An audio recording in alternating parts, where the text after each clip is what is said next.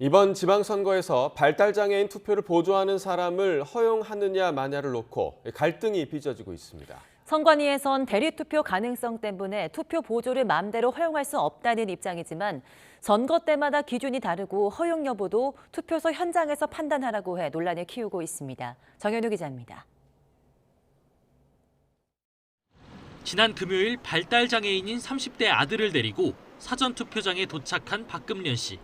이전 선거 때처럼 기표소에 함께 들어가 아들의 투표를 도우려 했지만 선거관리인에게 곧바로 저지당했습니다. 아들이 후보도 제대로 못 알아볼 정도로 보이는데 어떻게 투표를 돕느냐는 게 이유였습니다. 투표를 하러 왔는데 선관위에서 입구에서 막아서고 지능이 안 되면은 투표를 할 수 없다라기 때문에 되돌려 보내는 거잖아요. 그러면은 우리는 뭔가요? 사망이나 다름없죠. 이곳 투표소에서 모자가 함께 투표하지 못한 건 최근 선관위에서 하달한 지침 때문입니다. 선관위는 지난달 10일 선거 때마다 논란이 되어온 발달장애인 투표 보조와 관련된 지침을 새로 만들었습니다. 먼저 신체가 불편한 발달장애인인 경우 투표 과정에서 도움을 받을 수 있게 했습니다. 하지만 후보를 못 알아볼 정도로 인지 능력이 부족하다고 판단되면 투표 보조를 허용하지 말라는 기준을 세웠습니다. 보호자가 대신 투표하는 대리투표 가능성 때문입니다. 이 지침대로라면 중증 지적 장애인의 투표권 행사는 불가능합니다.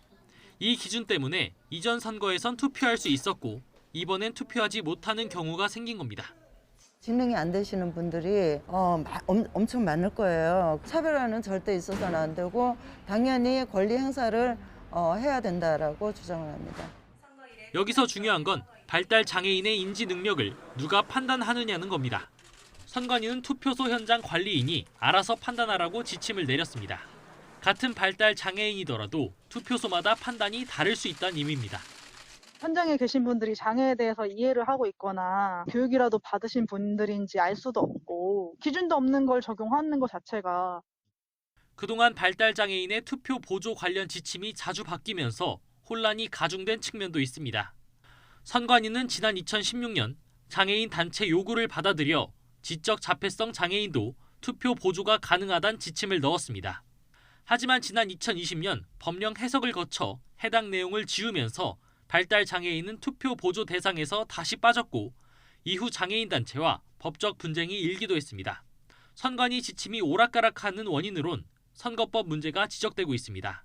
공직선거법에 신체 장애인에 대한 투표 보조 내용만 있고 정신장애인과 관련된 건 없어 선관위도 무작정 투표 보조를 허용하긴 어렵다는 입장입니다. 발달장애인의 투표 보조를 명시화를 하려면 법이 개정이 선행이 돼야 돼요. 그러면 저희도 마음 편하게 보조 다 해드릴 수 있거든요. 발달장애인 투표 보조 허용을 위해 발의된 공직선거법 개정안은 현재 국회 계류 중입니다. 투표소 현장에서의 자의적 판단이 아닌 객관적 기준 마련이 필요해 보입니다. YTN 정윤우입니다.